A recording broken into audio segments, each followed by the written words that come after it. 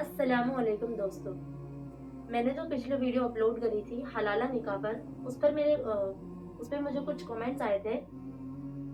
एक भाईजान ने मुझसे सवाल किया था कि एक आदमी ने अपनी बीवी को 6 महीने में तलाक दिया, तो क्या अब वो फिर से वो उससे निकाह कर सकता है? 3 तलाक दिया था। तो आज की जो वीडियो है मैं उसी पे बनाना चाहती हूँ। सबसे पहले हम इसके बारे में जानेंगे कि जो 3 तलाक है वो कैसे होती है। क्या 1 तलाक से निकाह खारिज होता है या 3 तलाक के बाद ही निकाह खत्म होता है? तो इसके लिए वीडियो में बने रहे, इस वीडियो को आगे तक देखें। सबसे पहले हम जानते हैं कि क्या तलाक देते वक्त गवाहों का होना जरूरी है, या अगर किसी शौहर ने अपनी बीवी को तलाक दे दी और उसकी बीवी सामने नहीं थी या कोई गवाह नहीं था, तो तलाक हुई या नहीं हुई? तो मैं आपको बता दूं कि तलाक हो जाती है। तलाक देने के लिए गवाहों की जरूरत नहीं होती, क्योंकि हुजूर पाक सल्लल्लाहु अलैहि वसल्लम के दौर में एक सहाबी थे, उनकी बीवी मर के गई हुई थी। तो उन सहाबी ने अपनी बीवी से ये खबर भिजवाई कि जाओ उसे कह दो कि मैंने उसे तलाक दे दी। जब वो तलाक उनकी बीवी तक पहुंची तो उन्होंने उस तलाक को मान लिया। इससे हमें पता चलता है कि अगर कोई तलाक भिजवा दे, कह दे कि मैंने उसे तलाक दे दी, तो भी तलाक हो जाती है।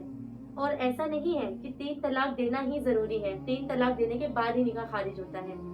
अगर किसी मियाँ बीवी में नहीं बनती, तो अगर उसका शोहर उसे 1 तलाक भी देता है तो उसका जो निकाह है वो खारिज हो जाएगा।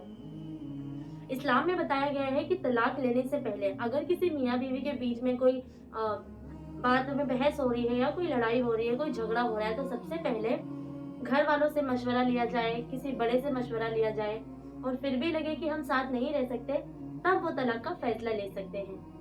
और 1 तलाक लेने के बाद 3 महीने की एहसान होते हैं तलाक के।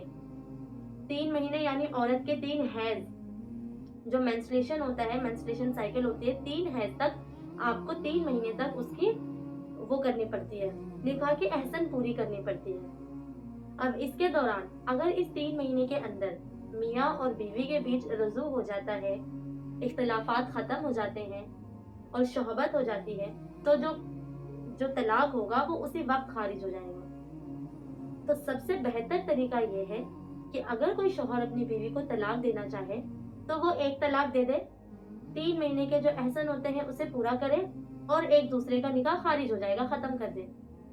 इस ये वाला जो तलाक होता है, इस तलाक में गुंजाइश रहती है कि दोबारा मियाँ बीवी निकाह कर सकते हैं। लेकिन उन भाईजान ने जिन्होंने मुझे कमेंट किया था, उन्होंने बताया कि 6 महीने में 3 तलाक हुई थी, यानी अलग अलग तलाक दी गई। 1 तलाक दी गई, फिर दूसरी तलाक, फिर तीसरी तलाक, यानी उन्होंने 3 तलाक दे दी बिना सोचे समझे। सोचना समझना ये चाहिए था। अगर 1 तलाक देते और बाद में लगता हमें दोबारा साथ में रहना है, तो फिर वो दोबारा साथ रह सकते थे। लेकिन पूरा 3 तलाक देने के बाद मैंने आपको बताया कि अब ये दोनों मियाँ बीवी एक दूसरे के लिए हराम हो गए।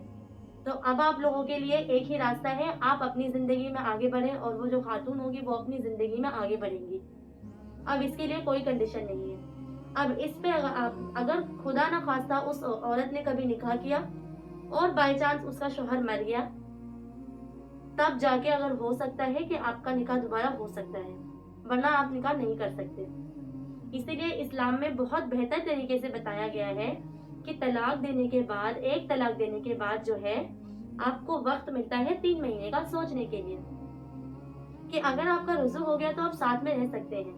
तो बेहतर तरीका यही है कि आप एक ही तलाक दें, ताकि अगर दोबारा आपका मन बदले तो आप दोबारा निकाह कर सकें। उम्मीद करती हूँ कि आप लोगों को जवाब मिल गया होगा कि 3 तलाक और 1 तलाक में क्या फर्क होता है। वीडियो खत्म होने से पहले मैं आपको एक समरी देना चाहती हूँ कि अगर कोई इंसान एक बार में 3 तलाक देता है तो उसको 1 तलाक मानी जाती है। लेकिन उस कमेंट सेक्शन में सवाल ये था कि 6 महीने के अंदर 3 तलाक दी गई, यानी अलग अलग एक अलग अलग दी गई। इसका मतलब साफ है कि 3 तलाक हो गई और 3 तलाक के बाद कोई गुंजाइश नहीं है कि कोई मियाँ बीवी साथ रह सके। इसके बाद फिर वो हलाला वाला कॉन्सेप्ट इस पे वैलिड हो जाएगा। लेकिन याद रखे, हलाला निकाह जो है वो एक कंडीशन है। प्लानिंग के साथ सोचने के बाद हलाला जायज नहीं है, और कोशिश करें कि तलाक और हलाला जैसे अमल से दूर रहें, क्योंकि तलाक हलाल कामों में अल्लाह ताला को सबसे नापसंद अमल है। आपको मैं एक चीज बताती हूँ, एक शैतान का ग्रुप होता है, ठीक है। उस ग्रुप में हर रोज जो शैतान का सरदार है शैतान मरदूद का जो सरदार होता है, वो लीडर होता है जो, वो एक चेयर पे बैठ के अपने सारे शैतानों की हाजिरी लेता है। तो सारे शैतान आके उन्हें बताते हैं कि सरदार आज मैंने एक बच्चे से माँ की नाफरमानी करवाई।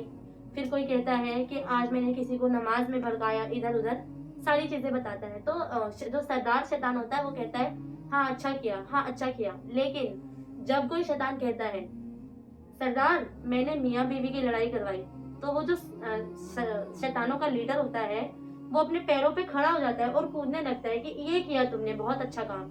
क्योंकि जब दो मियाँ बीवी को शैतान लड़वाता है तो वो दो नस्ल को बर्बाद कर देता है और वो पूरे खानदान को इफेक्ट करता है, और ये शैतान का सबसे ज्यादा पसंदीदा अमल है। तो कोशिश करें इन चीजों से बचे।